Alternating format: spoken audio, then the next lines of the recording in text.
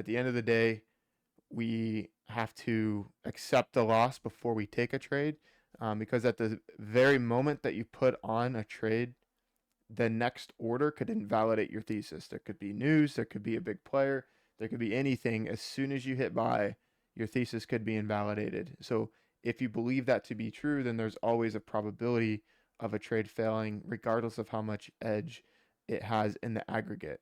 So we have to focus on the basket of 20, 30, 50 trades, not one individual trade.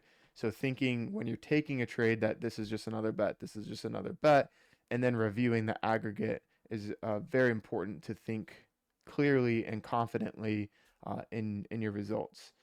It's also really important from an emotional standpoint to keep you level, and that plays a significant role in whether or not you can stay consistent in your trading. One last point to make on that is uh, a different way of thinking about losses I would propose to everyone is that we need losses in order to have edge.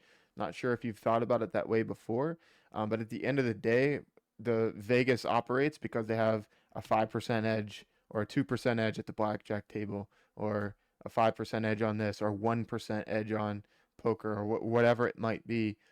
They're losing 49% of the time or 48% of the time. Do you think they're upset when they lose? No. You need people at the table believing that the opposite can happen. So a day two continuation trade or a catalyst opening drive trade that fails, the people that are there that hit the fail are like, don't think it can go or whatever. You actually need them there in order for your edge to even exist in the first place. Because if it works every single time, then there's not going to be any edge in it. So it's just another way to think about it that I propose to you, and it also thinking that way can help you take losses and follow your plan and be consistent.